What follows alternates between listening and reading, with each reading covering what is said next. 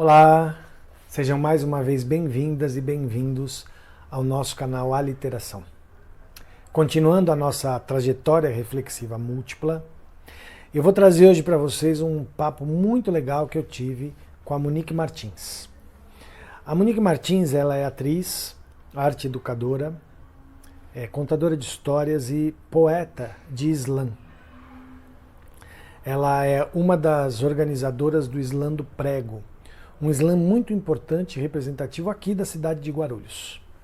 Então vamos conferir como é que foi essa conversa? Monique, você é atriz, você é contadora de história, arte educadora, enfim, né? E tudo isso que você falou em relação e de 5 anos para cá se colocando na literatura, mais especificamente nas batalhas de slam. Isso. O que é para você, o que é a palavra na sua vida? Palavra. Tá aí uma coisa que eu gosto. A palavra. Poderia fazer uma resposta filosófica assim, sobre essa pergunta. À vontade. À vontade, né? Na verdade, eu falo muito e eu escrevo muito. Então, a minha relação com o mundo ela se dá muito através da palavra. Eu envio muita mensagem para as pessoas, brigo quando elas não me respondem. Eu sou a pessoa da palavra escrita e da palavra falada, né? Então, sempre com um caderninho assim do lado, né? Eu deixei aqui e falei, qualquer coisa, né? Eu já escrevo, sei lá, se quiser ler alguma coisa. E coleciono essas canetas lindas que eu deixo junto com os meus caderninhos. Eu gosto muito da palavra, eu gosto muito de escrever. Tem pessoas que se relacionam com o mundo de outras formas, assim, né? Mais sinestésicas, mais subjetivas, pelo desenho, pela dança, de uma forma musical. Mas eu gosto da palavra escrita, eu escrevo. Menino, você sabe que eu ia falar que eu escrevo desde os 7 anos de idade, né? Eu escrevo assim, em forma de crônica, desde os 7 anos de idade. Ano passado eu fui fazer uma mudança de casa e eu achei uma agendinha, um diário, de quando eu tinha exatamente 7 anos. Eu morava em Nova Poá. E aí eu relato dia a dia daquele meu ano, de quando eu tinha 7 anos, né? E aí eu falei, gente, e tem umas coisas engraçadas, daria para fazer um stand-up, assim, a partir daqueles relatos, né? E eu tenho essa coisa com a escrita, assim, todos os anos eu tenho uma agenda para aquele ano que é meio agenda, meio diário. E eu coleciono, eu não consigo jogar fora. Então eu tenho agenda de todos os anos da minha vida. Imagina, pilhas e pilhas de agenda, né? E você não pretende transformar isso, por exemplo, numa biografia, numa autobiografia? Você não pensa nisso? Então, eu estou 5 anos enrolando para lançar meu primeiro livro, né? Desde quando eu conheci o movimento do Islã, eu estou enrolando para lançar o meu primeiro livro. Eu não sei. Tem uma coisa que eu acho, ainda linkando a minha dificuldade de lançar um livro versus eu acreditar muito na força da palavra, porque eu acho que quando a gente lança um livro, a gente se eterniza demais, né? E aquilo fica, né, registrado para toda a eternidade. Nossa, e tem um peso muito forte isso, né? Eu fico pensando que, por exemplo, em tempos de redes sociais, você posta uma parada lá, daqui a pouco se perde. Em segundos aquilo vai, né, se perde na linha do tempo, assim. No Islã, você declama e batalha naquele momento, com toda a raiva, com toda essa paixão, mas é efêmero, né? Quem estava ali naquela apresentação viu, quem não está, não viu nunca mais. Aí eu dou uma empacada quando eu tenho essa coisa da responsabilidade de eternizar essa palavra, sabe? E você acha que essa sua barreira em eternizar a palavra vem da sua formação em teatro? Essa efemeridade que você confere à palavra, será que vem da sua formação em teatro? Porque o teatro é a arte do efêmero, né? Pois é, eu acho que sim. Pensando aqui um pouco, tem uma coisa também que eu sou meio impaciente. Eu gosto de fazer agora. Então, eu escrevo uma poesia agora, eu já falo lá agora. talvez até a paciência de revisitar a minha história para resgatar poemas que eu escrevi quando fazia sentido lá atrás e inventar de publicar isso agora já me dá preguiça, só de pensar, entendeu? Não sei se eu vou dar conta de vencer essa preguiça para publicar livro. Mas é isso, se você falar, vamos gravar um vídeo agora, você faz uma apresentação agora, nossa, já estou pronta, entendeu? Talvez por conta dessa coisa do efêmero. Mesmo no teatro, a gente passa um tempão ensaiando, mas a gente tem uma rede de apoio ali, né? Sim. Do grupo que a gente faz parte, ou até mesmo se tem uma visão de um diretor, alguma coisa nesse sentido, a gente revisita as nossas emoções com uma rede de apoio se acompanhando, debatendo, refletindo aqueles processos. Aí depois apresenta e aquilo é efêmero. Quem viu, viu. Quem não viu, não vê mais, e é isso aí também.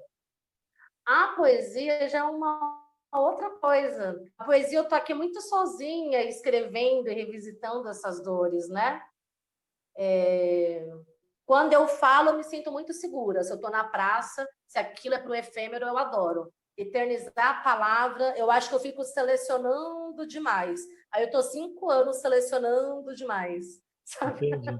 Então, eu vou te fazer uma provocação em relação a isso, que talvez diminua ou aumente essa sua angústia com relação à eternização da palavra. Ai, Porque a minha provocação é a seguinte: será que você, ao tentar dar à palavra esse caráter de eterno, né? Quer dizer, de permanente com o registro dela, você não está impedindo que essa palavra e que as pessoas ressignifiquem essa palavra a cada leitura? Porque a palavra, ela pode ser permanente enquanto significante, mas ela vai ser ressignificada a cada leitura. Então ela vai continuar tendo o seu caráter efêmero. O que você acha disso? Eu gosto, já deu até um alívio aqui no meu coraçãozinho. Eu gosto dessa reflexão. Porque, sabe o que isso me fez lembrar? Eu tive uma professora de português muito boa na 6ª série, e aí ela falou para a gente fazer um trabalho sobre o livro Pequeno Príncipe, né? E aí, clássico, assim, né? Aí ela falou assim, olha, então, vê se vocês conseguem se esforçar para comprar o livro, e aí leiam o resto da vida de vocês todo ano. Porque toda vez que vocês forem ler, vocês, né, cada um vai estar diferente e vai se conectar com uma parte diferente do livro e ele vai se revelar para você de uma forma diferente, né? Então, pensando nisso, faz sentido mesmo, né? E olha, vai ver, eu estou dando um peso muito fixo, digamos assim, para a palavra. Muito, né? Muito duro, muito de pedra, assim, né? Eu acho que você está dando um peso muito grande para o registro da palavra, porque a palavra, mesmo registrada, ela não perde totalmente seu caráter efêmero. E você falou esse negócio do Pequeno Príncipe, é muito engraçado, porque eu não tive uma professora que me falou isso, mas eu vou te confessar um segredo. Eu li o Pequeno Príncipe 25 vezes. Ah! Nossa, você bateu meu recorde! É sério. Eu não sei desde quando eu leio O Pequeno Príncipe, não, agora não mais todo ano, né? Mas teve um período da minha vida que eu li O Pequeno Príncipe uma vez por ano. Todo ano. Menino, olha só. Tá vendo? Eu li algumas vezes, assim. Sim. Você sabe que me faz lembrar até de quando eu falei que a resposta podia ser filosófica. Eu lembro de uma conversa com uma pastora amiga, assim, né? A gente trocando ideia, falando, né? A quem crê, né? Nessa criação pela visão do cristianismo, de que o mundo foi criado pela força da palavra, né? Bom, dizendo sobre a força da palavra, né? Sim, sim. Sim, que eu fico viajando nisso, assim, né? O quanto também, através da palavra, você evoca coisas, né? Você pode maldizer coisas e a potência que tem, assim, a força da palavra, né? De repente, você passou uma vida inteira ouvindo dos seus pais determinada coisa dentro de casa, que a pessoa ficava ali direcionando essa palavra para você, né? E o quanto isso pode alterar histórias de uma vida, assim, né? Otimizando ou fragilizando histórias. Eu fico muito nessa coisa, assim, da força da palavra, sabe? Então, vamos aproveitar isso para eu te fazer uma pergunta. O que é para você a palavra enquanto ação? Já que você vem de toda essa relação com a palavra no sentido do efêmero da palavra, né? A palavra sempre dentro de um contexto de ação artística ou política ou social, enfim. O que é a palavra enquanto ação? Ela muda histórias, né? Eu acho que se a palavra escrita já tem a força do permanente, a palavra falada, ela se performa, né? E aí, enquanto ação, ela pode marcar momentos, assim. Eu fico imaginando, assim, sabe? Sei lá, tô aqui lembrando do discurso do Martin Luther King, sabe? Um palanque, 1 milhão de pessoas, entende? Assim, essa ação, né? Essa performance, o quanto... Porque aí, quando a palavra ela sai da palavra escrita, vem para a palavra falada, ela ganha o tom que a pessoa quer dar, de fato, né, o que você pensou quando escreveu. Porque se você pega um livro de um outro autor, você vai interpretar da forma que você quiser, né? Agora, de fato, você ouvir uma pessoa falando com as suas intenções, tem o calor daquela intenção. Então, eu acredito que ela marca um momento e ela reverbera outras emoções, assim, ativa outros sentimentos em quem ouve, né? E aí, por exemplo, eu posso sair, sei lá, de uma manifestação, de uma aula, né, completamente inflamada sobre aquele conteúdo. E isso pode reverberar automaticamente eu querer agir. Então, eu acho que ele também tem essa força, assim, motivadora, impulsionadora, sabe? Bom, isso, então a gente vai entrar um pouco agora na questão da Batalha de Islã, porque eu acho que se existe um lugar onde a palavra ação se coloca de maneira plena, é numa Batalha de Islã, né? Eu queria que você falasse um pouquinho o que significa para você essa experiência de batalhas de Islã, enfim. Qual essas experiências de estar na rua falando sua poesia em voz alta, né? Enfim, como é que é isso? Vibrante, excitante, emocionante, acalorado. Eu sou uma entusiasta, assim, né? Nesse sentido. Porque, assim, eu tinha falado para você, né? Eu escrevo desde os 7 anos de idade. Eu entendo como escrever poesia desde os 15, porque tinha essa coisa desse diário de menina, sempre tanto, né? Mas quando eu conheço o movimento do Islã, em 2015,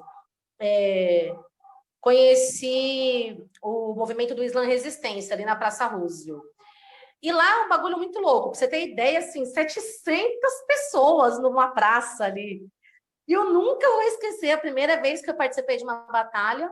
Um amigo meu me inscreveu, não me falou que me inscreveu. Eu estou aqui bem de boa, tranquila, conversando. Quando vê, chamam o meu nome lá.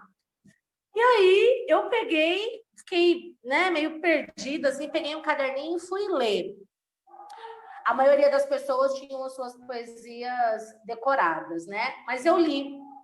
E aí, no final, aquele alvoroço, assim, de 500 pessoas batendo palma, alucinada, e vindo falar comigo. Ai, obrigada, que bom você ter falado aquilo, eu me identifico. Aí eu falei, gente, mas que loucura, né? Como é que é isso, né? Porque eu já tinha a experiência de falar no palco, mas no teatro, vamos dizer assim, escondida atrás da narrativa de um personagem, né? Essa é a grande diferença. Porque quando a gente está no rolê da poesia marginal, uma das regras do Islã são poesias autorais, né? Então, eu estou contando as minhas histórias, as minhas vivências, do meu ponto de vista sobre alguma coisa. Então, é um nível de exposição e de potência de desabafo Eu sempre fico nessas duas coisas, assim, né? Que gera uma coisa muito doida, assim, de identificação. Acho que isso é o mais potente. A importância de cada pessoa poder contar a sua própria narrativa, e a sua presença ali é de um corpo político, né? Só de eu chegar ali com essa bata amarela que eu tô agora, um Black Power, contando coisas, já gera várias interpretações das pessoas, né? Elas já se identificam com isso, com aquilo, e isso é muito potente. Muito potente, muito potente, assim. Então, eu sinto falta de estar na rua. Eu apaixonei pela rua, e quando eu fui até pensar numa oficina que eu ia começar a dar esse ano, o nome da oficina era o corpo que grita, ou a palavra que grita. Eu ainda estava um pouco em dúvida. Mas é justamente para trazer assim a potência de você contar a sua própria história com essa performance, né, passando pelo corpo. Porque, veja, o número de mulheres fazendo... Estou falando das vezes que eu fui assistir, tá? Uhum. Era sempre muito menor do que o número de homens. E se a gente pensar que na literatura canônica, na literatura tradicional, isso também acontece, né? Se você chegar numa sala de aula de ensino médio e perguntar o nome de 5 poetas brasileiros homens, provavelmente já não vão saber. Se você perguntar o nome de 5 poetas brasileiras mulheres, eles vão ter mais dificuldade em saber, né? E eu queria que você falasse um pouco isso. Como é que é essa questão de ser mulher dentro do Islã?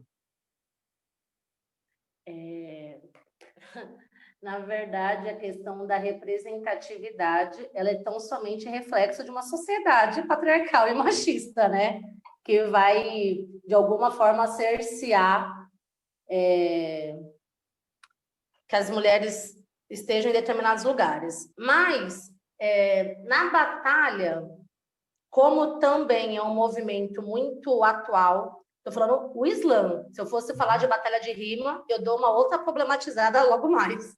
Mas, assim, no Islã, por exemplo, eu lembro que lá em 2015, quando eu participei, nesta noite, tinham 20 homens e eu era a única mulher batalhando naquela noite. Eu lembro que isso para mim foi muito emblemático. E eu ganhei aquela noite.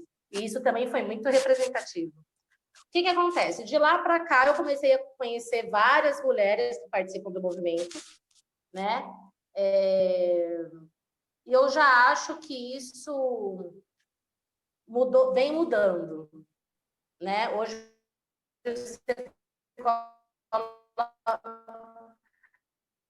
né? Eu apresento a visão do prego bem... tem um disparate assim, em relação ao número, né? Ainda se tem 20 homens, tem 2 meninas batalhando, 3. É complexo ainda.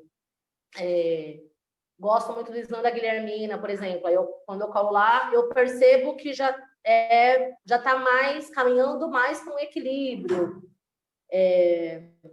Aí tem coisas que vão acontecendo, né? Pensando nisso, por exemplo, porque o Islã ele é um movimento que acontece no mundo todo, chega no Brasil tem 10 anos, e aí vão pipocando, assim, vários islãs vão nascendo. Hoje em dia tem mais de 200 islãs pelo Brasil. Como isso leva a uma competição estadual, que é o Islã SP, e depois ao nacional, que é o Islã BR, pensando, de repente, na falta de representatividade de mulheres, nasce, por exemplo, o Islã das Minas, né? Que aí só quem se identifica com o gênero feminino pode declamar. Então, eu também vejo isso como um reflexo dessa análise, por exemplo, sabe? Perceberam que tem isso, então vamos fazer um Islã só para mulheres, né? Mas eu acho que é isso.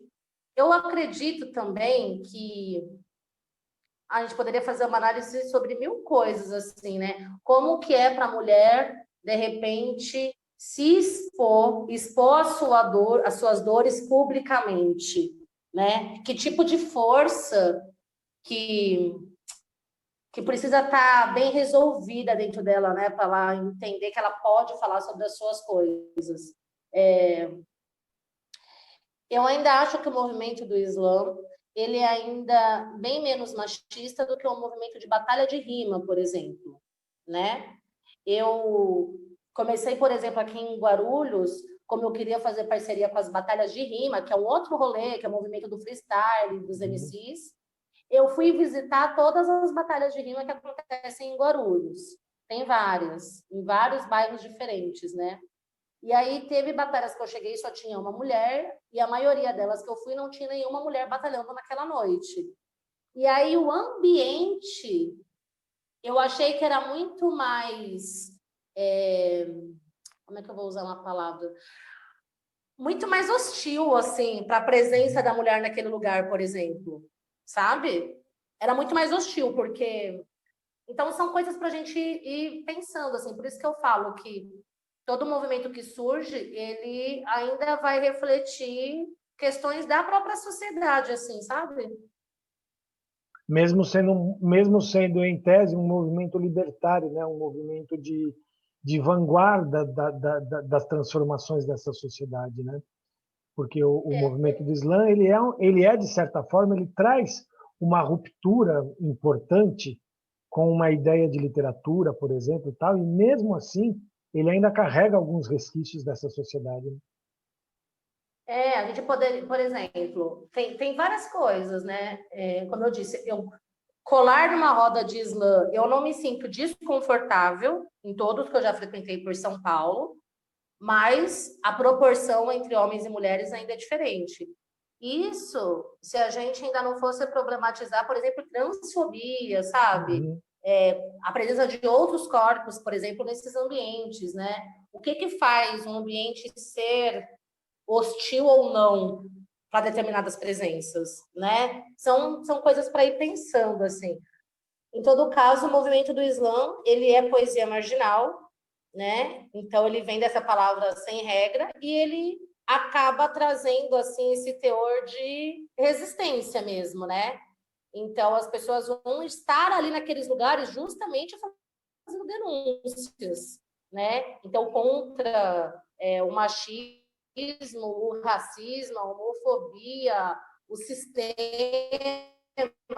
o capitalismo, fascismo, uma série de coisas vão surgindo, porque ela sempre foi muito elitizada, né? Se a gente pegar também um histórico de quem tinha acesso ao letramento para poder publicar livros, se a gente pegar a história de uma literatura, né? Então, quando a gente aprende literatura na escola, quem são os poetas a qual a gente tem acesso? São homens brancos, né? Então, a gente poderia problematizar não só a questão de gênero, como a questão de raça, né? Que preto que a gente estuda na escola para ter acesso a essa poesia de um homem preto, de uma mulher preta, por exemplo.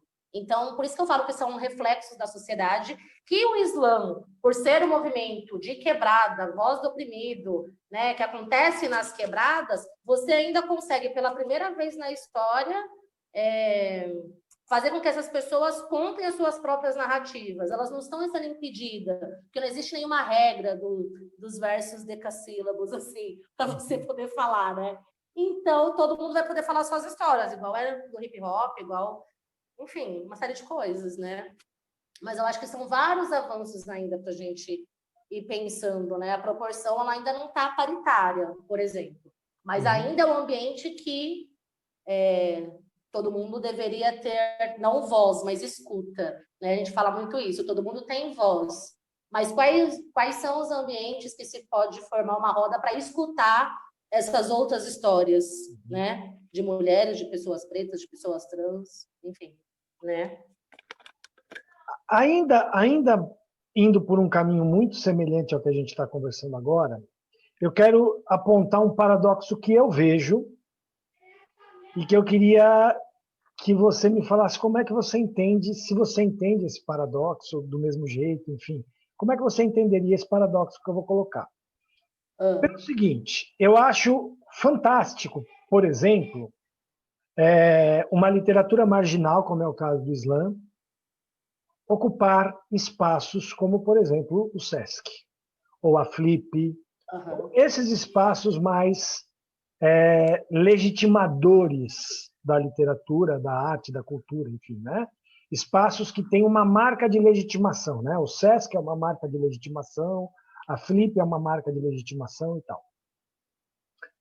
Mas, ao mesmo tempo, isso para mim é um paradoxo, porque tanto a Flip quanto o Sesc, por exemplo, só para ficar nesses dois exemplos, também tem um pé muito grande dentro do sistema, da dinâmica do sistema do grande capital. E aí, como é que a gente lida com esse paradoxo? O Islã no Sesc. Eu vou falar uma frase que eu aprendi com Emerson Alcalde, do Islã da Guilhermina, certa vez eu aqui fazendo indagações sobre o sistema, né? A gente fez uma apresentação do Islã do Prego convidando o Islã da Guilhermina, por exemplo. A gente estava junto no Sesc fazendo. E aí tinha uma questão de tempo, né? Na rua a gente fica 4 horas fazendo evento. Lá a gente tinha 1 hora para fazer o slam inteiro. Então isso já diminuía toda uma dinâmica, por exemplo, né? Aí eu falei, nossa, como é que a gente lida com isso, né? Ele que já faz isso há tantos anos, eram as minhas primeiras vezes fazendo ali, naquele espaço. Aí ele falou, olha, nada vai tirar a verdade, a legitimidade, a emoção do que é fazer um rolê na rua. Mas quando a gente vem para esses espaços, a gente ganha dinheiro. Então é um jeito assim, o português mais claro para eu falar sobre determinadas coisas. Porque eu posso fazer uma grande crítica ao capitalismo, mas enquanto a gente ainda não está fazendo vivendo de luz, né? Não está fazendo fotossíntese aqui, né? O que a gente faz? Monta uma ecovila, vira anarquista, ou hackeia o sistema, se inscreve para edital, ganha dinheiro como, Brasil? Tem essas coisas, né? Então, eu tenho uma coisa que eu ainda sou mais radical, no sentido de que se eu acho que aquele espaço não condiz nem um pouco também com a proposta de uma determinada liberdade, pelo menos, né, de temas, eu não me faria presente, por exemplo, né? Então, por exemplo, a Flip, eu nunca participei do circuito oficial da Flip. Quando eu fui lá fazer Islã do Prego, foi no circuito off, que é a Flipei. A Flipei é festa de literatura das editoras independentes. Então, era um barco, né? Uma editora pirata no barco, assim, lá no Rio, do outro lado do Rio da Flip, né? De Paraty. E a gente estava fazendo ali. Então, eu acho que tem essas coisas, assim, né? É sempre contraditório, porque a gente não derrubou o sistema ainda.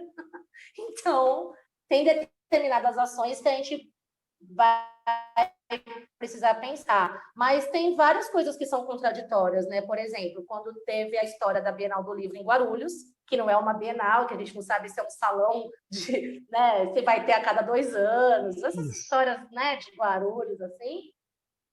Teve o fatídico episódio do ano de 2018, quando a gente estava tentando entender por que só 3 escritores de Guarulhos tinham sido chamados para participar.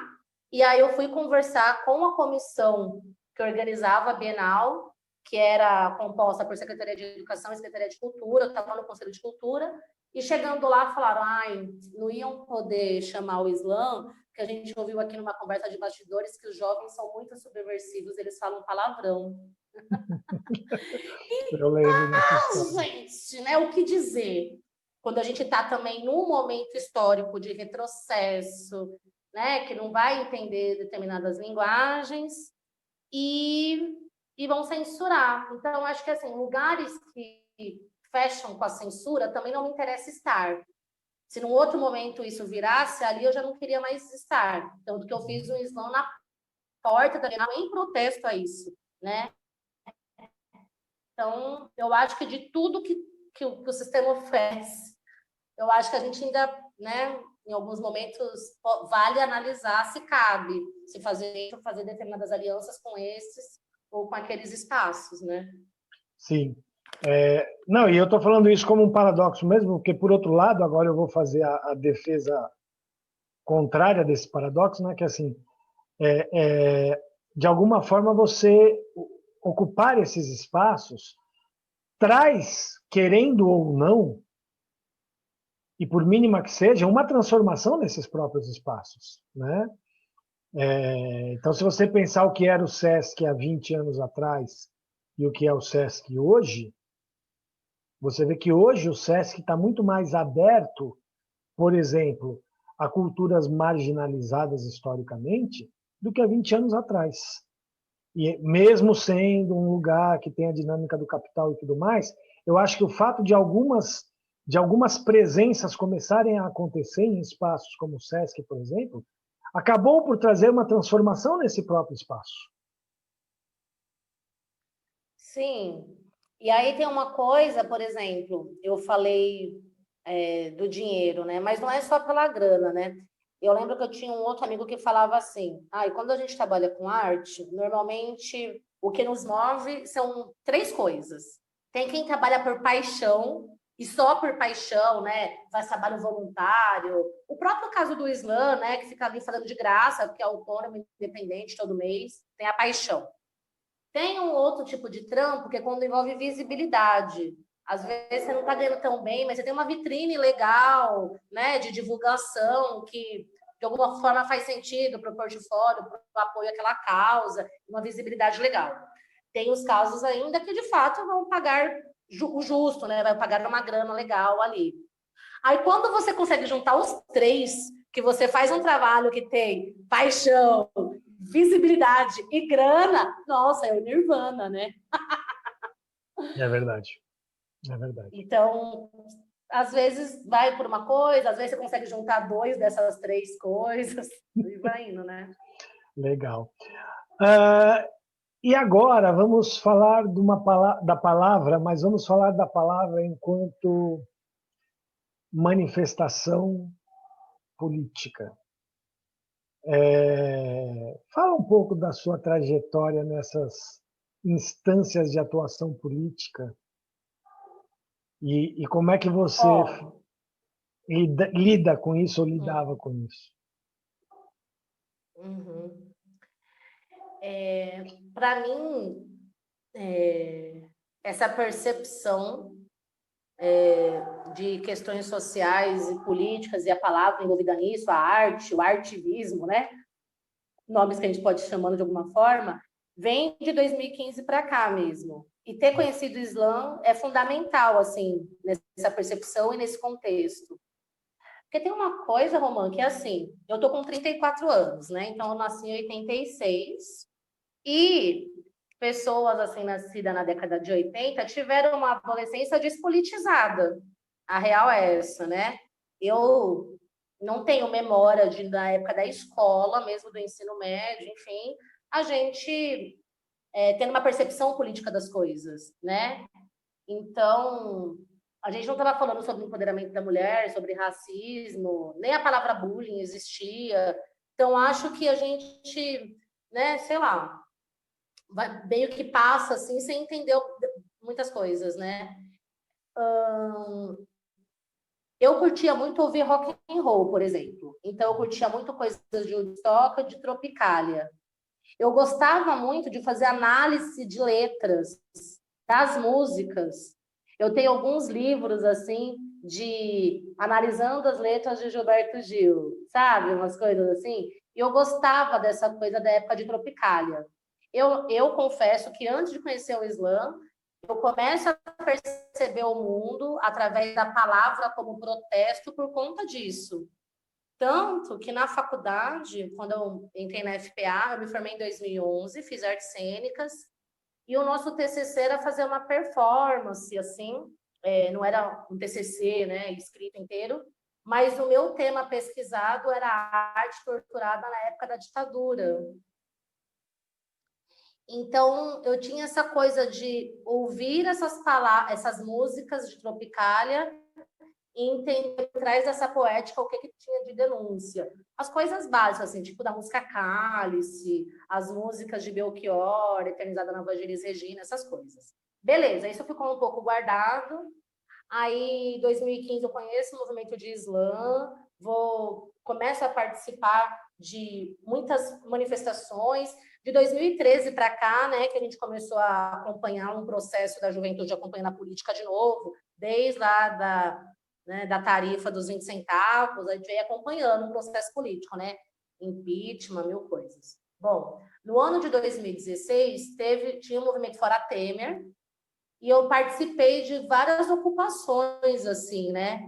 Então, eu lembro que eu fui para o Rio de Janeiro, por exemplo, fiquei um mês lá, ocupando o Canecão, na ocupação Fora Temer que teve lá, entendeu? Então, ali teve muita palavra como manifesto. Então, tinha peça de teatro, tinha show, sarau, slam, batalha, mil coisas. Aí eu já estava engajadona, assim, né? Vibrante com isso. Tanto que eu voltei para Guarulhos, estava rolando o Ocupa Câmara aqui de Guarulhos, eu fiquei aqui com a molecada. Aí foi me dando uma percepção, assim, que era uma geração, que tinha uma geração vindo muito mais ativa do que foi a nossa adolescência, por exemplo, né? Então, eu acho importante isso. Esse movimento que teve em 2016, por exemplo, de todas as escolas ocupadas, e como que isso mudou, né, uma lei imposta, né? Eu acho isso muito importante. Bom, eu estava otimista. Aí, de 2018 para cá, aí a gente entra num momento muito radical da nossa história, que eu já nem sei se eu estou tão otimista, mas assim, acho que eu estava mais idealista, mais empolgada lá em 2016 do que agora. Porque aí também a palavra falada, ela sempre vai ter muito peso, assim, né? Não é à toa que se censura, nesse governo, é muito censurado o jornalista, o que é o desmonte das políticas públicas culturais, o desmonte da educação, né? O livro saber é um perigo, né? Então, por isso que eu acho que sempre vai ter muita força, assim. E a gente nunca vai deixar de falar, né? Eu acho que tem isso também. Tem até aquela tirinha, assim, né? Ah, e agora, o que vamos fazer? Ah, poesia, eles odeiam poesia. Eu sempre penso nessa tirinha, assim, né? Uhum. Então, acho que são muitas reflexões para fazer, né? Eu penso que nesse ano de pandemia, a gente se sente muito... É muito ruim, né? Porque perde essa força do que também é ir para a rua. E as pessoas vão virando militantes de internet, que é um horror, né? E não sobra muita outra coisa para fazer. Talvez agora eu lance um livro. Eu acho que agora é um momento bom. Eu acho também. Eu acho também. Bom, a gente podia ficar aqui conversando horas, Monique, mas a gente não vai conseguir ficar conversando horas. Mas eu quero te fazer uma última pergunta, uma curiosidade. Ah, O que uma pessoa como você, que é tão envolvida nessa literatura marginal do Islã, fala um autor do cânone literário, pode ser brasileiro, pode ser estrangeiro, pode ser quem você quiser, tá? Que você goste. Alguém que você gostou de ler. do cânone literário. Eu gosto de algumas pessoas, assim. Antes de conhecer poesia marginal, eu gostava e ainda gosto muito da Clarice Lispector, né? Antes de conhecer poesia marginal. Porque eu acho que eu me identifico com a escrita dela, assim, Ai, ela é vibrante, ela é profunda, né?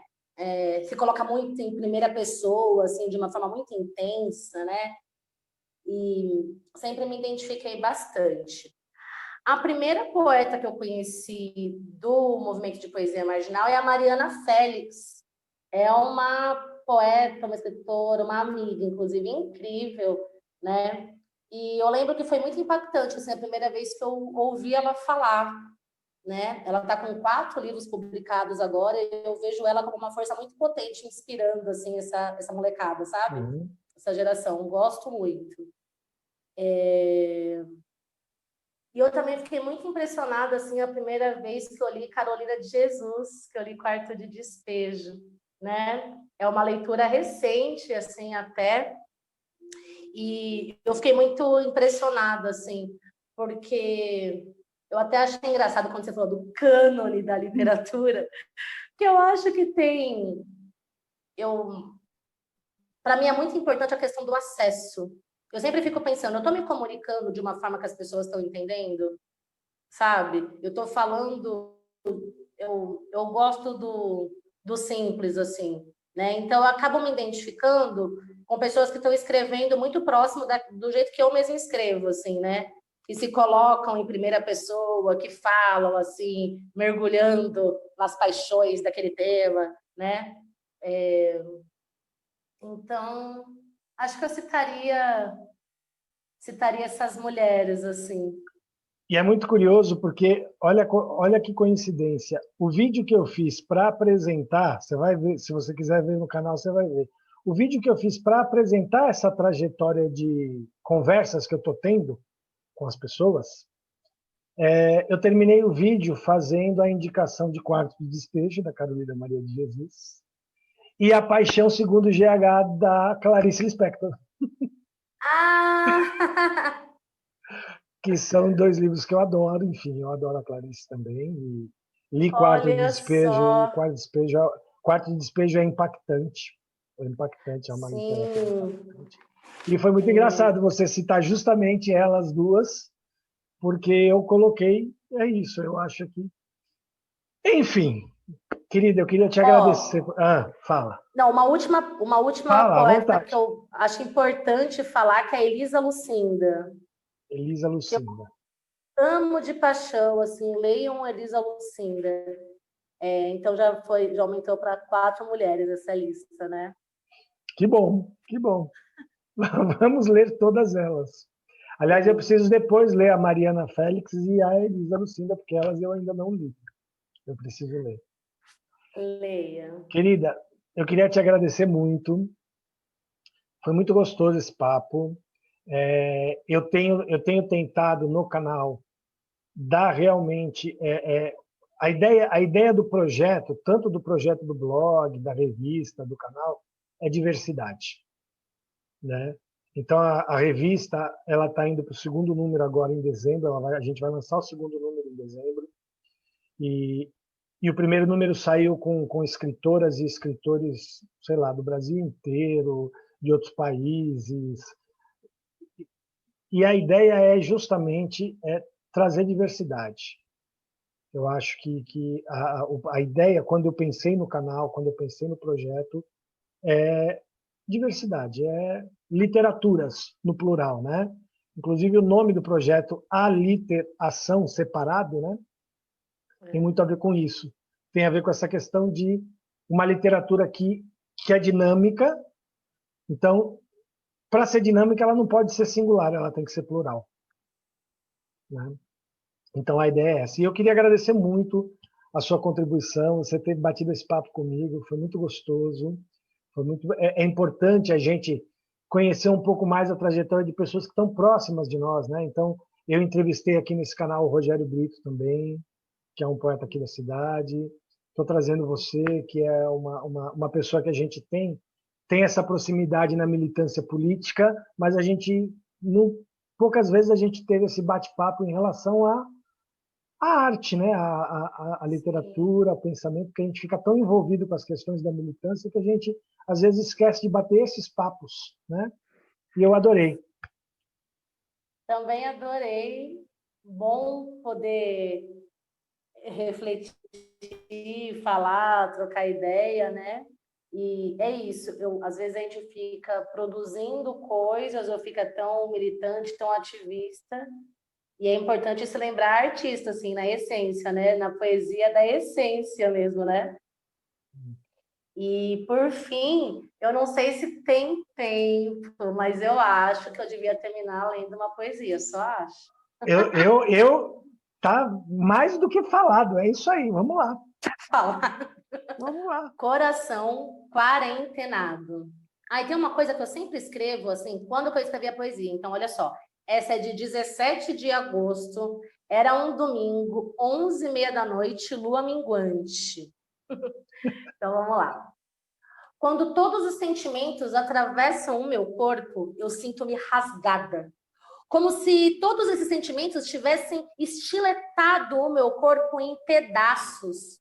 E o rastro desses sentimentos que me atropelaram é invisível. de modo de tentar traçar um caminho de volta já não é mais possível. Tudo afetada fico. Aí eu penso, para onde voltar? Se todos os caminhos que eu abandonei já não me serviam mais, onde ficar? Se o espaço onde habito eu já nem me sinto parte, aliás, qual é a parte que me cabe? Se o coração afetado já se espalhou em pedaços, eu estava apavorada de ter passado a me acostumar com esse viver de caos normalizado. E por preguiça, emudecido, e de tanto sentir, ter ficado com o corpo paralisado. É porque quando somos o tempo todo por notícias e acontecimentos atravessados, corre-se o risco de, por defesa, o coração passar a andar em atos mecanizados. Do tipo que vive a vida no automático. Acorda, almoça, dorme. Acorda, almoça, dorme. Acorda, reclama da vida, vê notícia, engole a seco, lamenta em silêncio. Come, almoça, dorme, toma banho, e aí vai passando, e aí vai se acostumando, e aí vai passando a timeline, vai passando, vai normalizando o caos da linha da vida, normalizando o caos da vida em linha, e em corda bamba, em corda no pescoço. Corda de emaranhado, teia. É que a vida está nos deixando com sentimentos presos, emaranhados. Porque tudo acontece e não dá tempo de digerir, porque tudo acontece e não dá tempo de falar com alguém para dividir, porque tudo acontece quando vê, já passou a hora, já perdemos o time, já perdemos a live, já passou o dia, a semana, o mês, e cá estamos, entalados há meses, quarentenados, falsamente antenados, porque o corpo está cansado, o coração calado. E a real é que esse excesso de conexão virtual nos coloca em total desconexão com o nosso sentir real. Procuramos tanto fora o que já não se acha mais dentro. Porque a conexão que vale, a interna, está com o sinal abalado. Sabe? Esses dias eu tentei ligar para o meu coração, aí deu ocupado. Eu mandei mensagem para ele pelo WhatsApp, ele visualizou, não respondeu. Ficou risquinho azul, até meu coração me deixou no vácuo.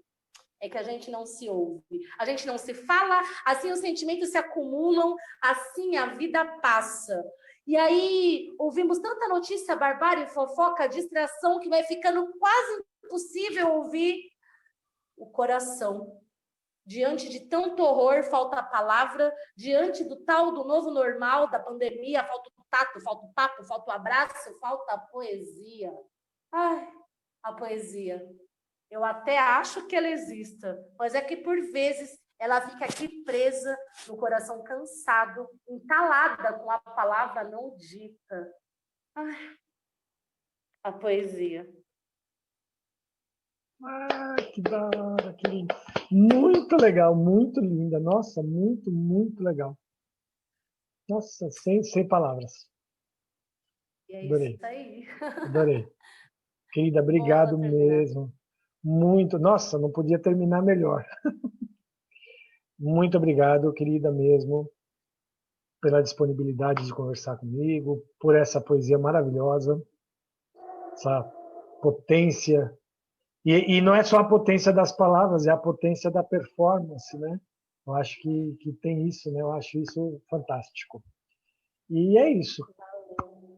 Um beijo muito grande e gratidão. Valeu, Só isso. querido. Obrigada, beijo. Boa sorte aí nos projetos, a nós. E boa noite. Boa noite. Bom, essa foi a conversa. Espero que vocês tenham gostado. E a nossa dica de livro dessa semana não vai ser um livro da Monique Martins, porque ela ainda não lançou, mas vai ser um livro de uma das autoras que ela citou na conversa, a Elisa Lucinda. O livro se chama Livro do Avesso, o pensamento de Edith.